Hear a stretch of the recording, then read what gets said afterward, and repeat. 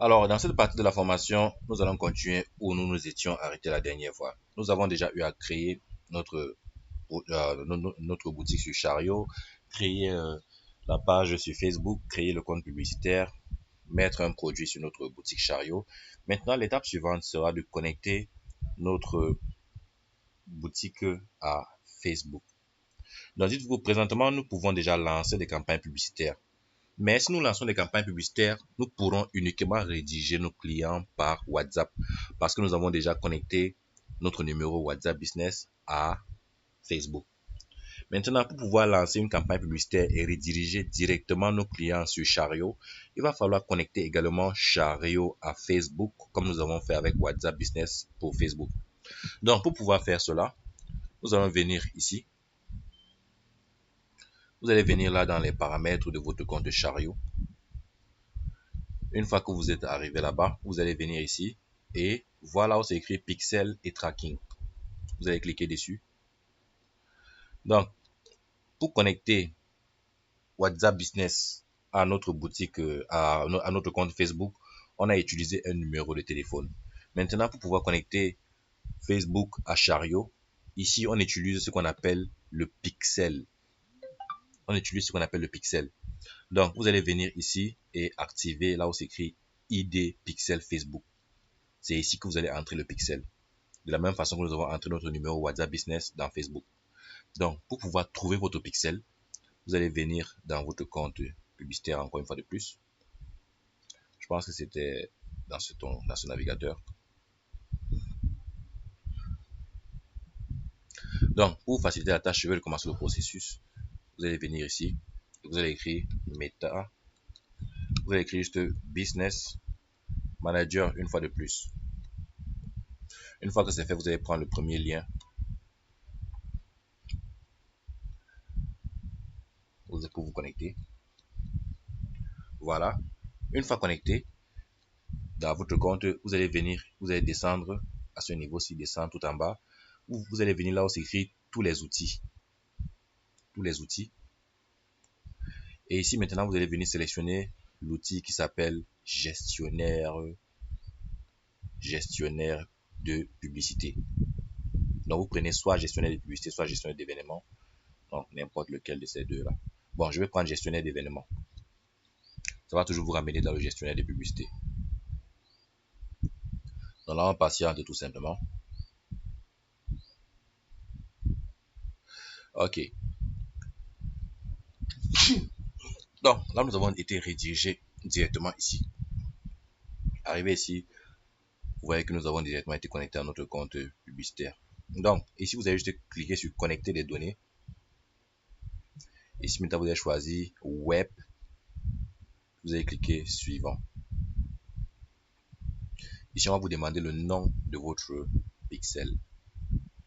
Donc, ici, je vais mettre Igneto. Mais par exemple, Igneto Pixel. Voilà.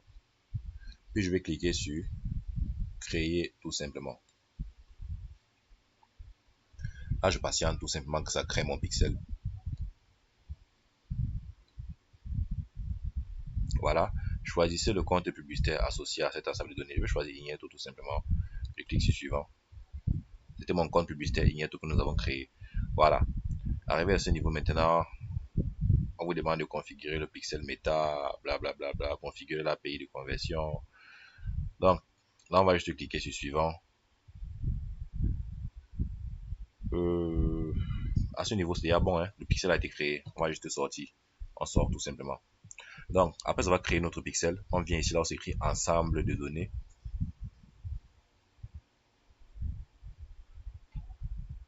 On devrait avoir normalement des ensembles de données ici.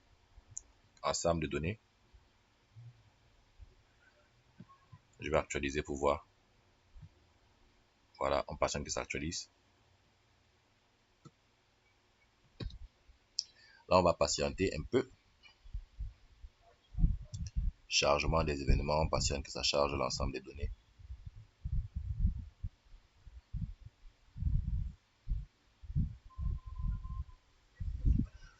Donc, comme je disais, vous allez passer vraiment par Business Manager lorsque vous passez par là-bas, vous n'allez pas rencontrer des difficultés. Si vous passez directement par le gestionnaire des publicités, il se peut que vous rencontrez des difficultés tout simplement. Parce qu'on va vous dire que vous n'êtes pas connecté en tant qu'administrateur, donc passez par ce que je vous ai montré là. Donc là, ça charge, j'espère que ça va nous charger. Ok, je pense que là, c'est bon. Ok, voici notre pixel, pixel Igneto, ça se trouve dans l'ensemble des données. Donc, je passe que ça charge. Donc, arrivé ici, vous allez venir au niveau des paramètres. Si c'est que c'est un truc, si vous ne comprenez pas ce qui se passe, ne cherchez pas à comprendre juste, faites juste ce que je vous montre là. Ne vous cassez pas trop la tête. Alors, voici notre pixel. On n'a qu'à copier ça. Vous voyez ici, là, c'est écrit ID de l'ensemble de données. Voici ça. On peut aussi copier également celui-ci, c'est la même chose. On copie cet ensemble de chiffres ici, là. Donc, à quoi sert le pixel? Le pixel sert tout simplement à contrôler ce qui se passe sur notre boutique Chariot. Donc, le pixel va servir à traquer tout ce qui se passe. Chaque fois que quelqu'un achète, le pixel note. Il sait que non, là, c'est un acheteur.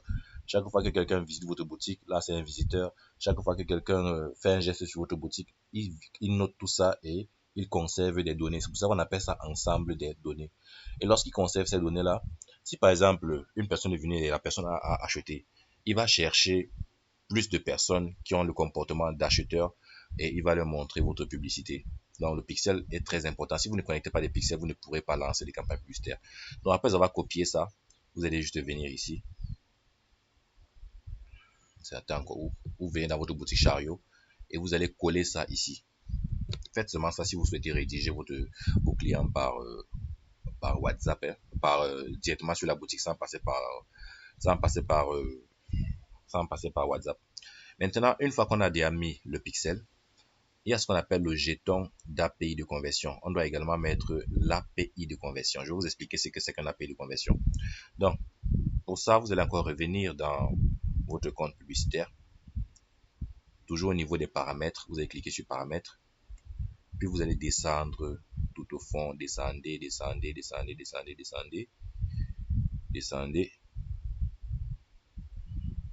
Voilà. Ici, on dit générer un token d'accès. Vous allez cliquer dessus. Donc, si vous arrivez ici et que vous trouvez que c'est gris, ça veut dire que vous n'avez pas, par exemple, vérifié votre adresse email, ou bien ça veut dire que vous ne vous êtes pas connecté en passant par Meta Business Suite. Donc, en passant par le business, par le manager, business manager. Donc, je vais cliquer sur générer un token. Voilà mon pixel qui est déjà sélectionné. Je clique encore sur générer un token d'accès. Et là, je vais copier ça tout simplement. Après l'avoir copié, je reviens dans Chariot une fois de plus. Et je vais le coller ici. Faites seulement ce que je vous montre. Même si vous ne comprenez pas, faites seulement ça. Ça va beaucoup vous aider. Vous enregistrez. Voilà, vous pouvez voir que ça a été enregistré. Donc là, maintenant, on a le pixel, l'identifiant du pixel et le jeton d'API de conversion. Maintenant, une fois que c'est déjà fait, nous allons maintenant configurer les événements. C'est très important. Si vous ne configurez pas d'événements, vous allez avoir les données bizarres. En fait, vous n'allez pas faire des ventes comme une personne qui a eu à configurer cela. Bon, pour le faire, vous allez encore revenir dans votre gestionnaire de publicité. Mais avant de venir dans le gestionnaire de publicité, vous allez copier le lien de votre boutique Chariot. Il faut vraiment connecter tout. Il faut que tout soit bien fait. Vous connectez votre boutique Chariot à Facebook. Donc, vous allez copier juste le lien de la boutique, là. C'est ici qu'on copie ça. Là, vous écrivez visiter ma boutique, vous copiez le lien. Après l'avoir copié, vous allez venir encore dans votre gestionnaire de publicité. C'est vraiment par toutes ces étapes qu'on passe pour pouvoir commencer. Mais rassurez-vous, ce sont des choses que vous n'aurez qu'à faire qu'une seule fois. Une fois que tout ça est déjà bon, vous n'aurez plus jamais à le refaire, à part si votre compte est déjà été supprimé, à part si vous avez des problèmes avec votre compte publicitaire. Donc, ici, vous allez venir toujours dans les paramètres, vous allez cliquer sur ouvrir l'outil de configuration d'événements. Donc, les événements, il y a plusieurs types d'événements. Il y a les événements d'achat, il y a les événements de vue de contenu. En fait, les événements, c'est les actions que les gens mènent sur votre site. Si une personne vient et qu'il achète, c'est considéré comme un événement d'achat. Si une personne vient et qu'il voit seulement votre produit, il n'achète pas, c'est considéré comme un événement de vue de contenu. Si une personne vient et qu'il essaie d'acheter, mais il ne termine pas, c'est considéré comme un événement d'ajout au panier. Donc, il y a plusieurs types. Maintenant, pour pouvoir configurer ça, il faut que Meta ait toutes les données Meta doit avoir vraiment toutes les données de votre compte. Il doit connaître qui a seulement vu, qui a seulement acheté, qui a acheté ça raté, qui a fait quoi sur votre site. Et c'est en fonction de toutes ces données qu'il aura récoltées qu'il pourra proposer votre produit à d'autres personnes et améliorer et éviter des gens qui n'achètent pas en fait. Donc là, on va par exemple coller le lien de notre boutique ici et on va cliquer sur ajouter des événements. On va ajouter même 3 événements, puis on laisse. Voilà. Donc là, ça va nous rediriger vers notre boutique. Après, on va cliquer dessus, vous patientez tout simplement. Voilà, vous pouvez voir que ça nous a redirigé vers notre boutique Chariot. Voici notre seul produit qui se trouvait là. Et quand vous faites ça, rassurez-vous que cette petite fenêtre que vous voyez là apparaît. Si ça n'apparaît pas, recommencez seulement jusqu'à ce que ça apparaisse. Si ça n'apparaît pas, c'est que vous ne pourrez aller nulle part. Recommencez ça autant de fois qu'il va falloir pour que cette fenêtre ici là apparaît. Donc, avant de continuer, on va venir d'abord sur la boutique en question. On vient au niveau des produits. Et on vient sur ce produit. Si on va le modifier un peu, on va cliquer sur modifier. On va modifier sur le prix. Je vais vous expliquer pourquoi. On vient sur tarification. Et on va le mettre en mode tarification. On va le mettre sur gratuit. Puis on enregistre. Ok, nous l'avons mis sur gratuit. Maintenant, on va revenir maintenant dans notre compte publicitaire. Là, c'est pour ne pas avoir à payer notre propre produit nous-mêmes ou quoi. Après, on va remettre ça au prix que c'était. Là, c'est juste pour configurer les événements d'achat. Donc, je reviens d'abord sur la configuration d'événements. Voilà. Donc, arrivé ici. Ici, vous pouvez cliquer ici pour ajouter des événements, pour faire ce que vous voulez en fait. Donc, un instant, je fais retour. Donc, arrivé ici, la première chose que vous allez faire, c'est de cliquer sur votre produit en question. Après, on va cliquer sur votre produit. On va ajouter le premier événement.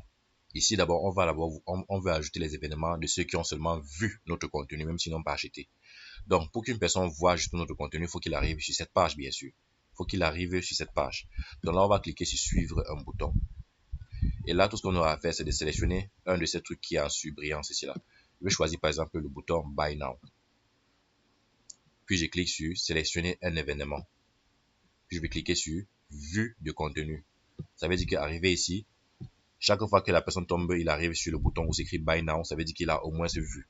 Donc chaque fois que le pixel va voir le bouton Buy Now, il va considérer que la personne a vu mon contenu et il va le classer parmi ceux qui voient mes contenus.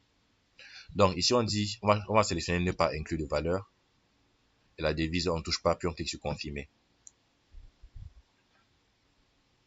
Donc là, nous avons déjà ajouté notre premier événement, vue de contenu. Là, le pixel va traquer tous ceux qui voient notre contenu. Et tous ces gens qui ont vu notre contenu là, on pourra les recibler plus tard dans notre campagne publicitaire. On peut lancer une campagne publicitaire et cibler uniquement ceux qui ont déjà eu à voir notre page de vente. C'est à ça que ça sert vraiment les événements. On peut lancer une campagne publicitaire et cibler uniquement ceux qui ont vu notre page de vente parce que vu qu'on a déjà configuré l'événement de vue de contenu et tous ceux qui vont juste venir voir sans acheter, ils seront classés quelque part. Facebook va les classer quelque part. Donc nous pourrons également les cibler uniquement cela. Donc on va continuer maintenant pour aller plus loin. On va configurer encore un autre événement. Surtout si c'est un événement d'achat. Pour configurer un événement d'achat, genre ceux qui ont déjà acheté, il faut que ça compte uniquement ceux qui ont déjà acheté quand l'achat a déjà été confirmé. Donc pour cela, on ne va pas configurer ça n'importe où. On va cliquer sur Buy Now. On va faire semblant d'acheter notre produit nous-mêmes. Donc voilà pourquoi j'ai mis le prix à... voilà pourquoi est-ce que j'ai mis le produit gratuit pour ne pas avoir à payer 5000 francs pour cela. Donc on va configurer un événement qui se trouve après la page de vente. Donc après que la personne ait déjà acheté. Donc là, on va juste renseigner le nom, le prénom, l'adresse email, le numéro de téléphone. Mettez en fait n'importe quoi. Hein. Moi j'ai mis n'importe quoi. Puis on clique sur Get In Now. On patiente. Voilà. Donc, arrivé maintenant sur cette page, on va configurer maintenant ce qu'il faut configurer, l'événement d'achat. Il faut vraiment que ça soit vraiment sur la page qui apparaît après que la personne ait payé. Il faut que ça apparaisse sur cette page-ci là.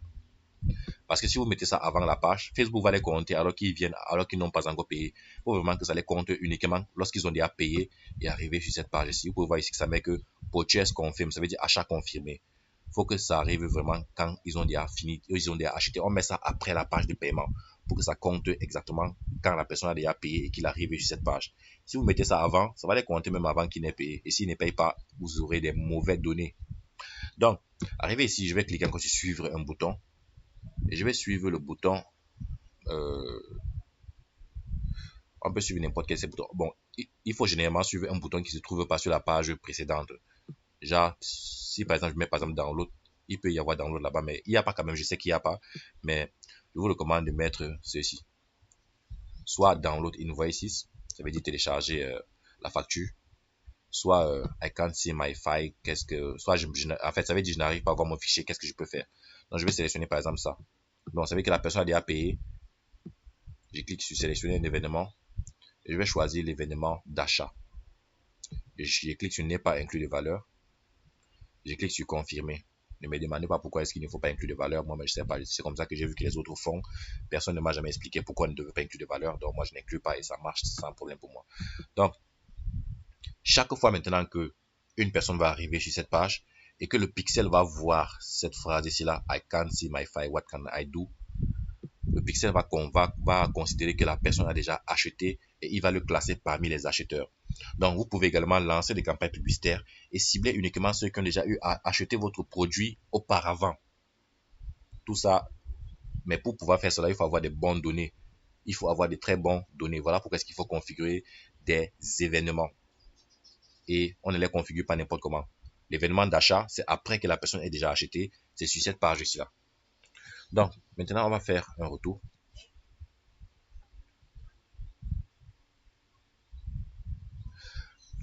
Voilà.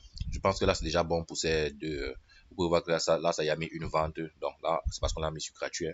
Maintenant, une fois que c'est fait, on va laisser ces deux événements ainsi. Vous pouvez ajouter d'autres événements si vous voulez, mais ces deux sont déjà bons. Moi, je mets toujours deux ou trois. Donc, une fois que c'est fait, vous pouvez venir sur tous les événements pour voir les événements ajoutés, achat, vue de contenu, et vous pouvez également les supprimer. Il suffit de cliquer dessus et supprimer un si vous avez fait l'erreur lorsque vous étiez en train de mettre. Donc, c'est comme ça. Une fois que c'est fait, vous allez cliquer sur terminer la configuration, puis vous cliquez sur terminer, et là, vous allez ignorer ça tout simplement. Ce qui est bien avec ça, c'est que ce sont les choses que vous aurez à configurer une seule fois seulement. Et puis, c'est bon, vous n'aurez plus jamais à les configurer. Mais tant que vous ne configurez pas ça, vous ne pourrez pas lancer des campagnes publicitaires. Vous allez rédiger des clients directement sur votre boutique en ligne. Donc, ceci dit, on va ignorer ça. Et là, c'est déjà bon. On a notre pixel, on a nos événements configurés. Tout est déjà bon, tout est déjà connecté. C'est déjà bon pour les connexions. À ce niveau-ci, là, on peut déjà lancer la campagne publicitaire sur Facebook. Mais avant de faire ça, il va falloir que je vous explique comment fonctionne la publicité, tout simplement. On va devoir créer des vidéos publicitaires et des affiches publicitaires.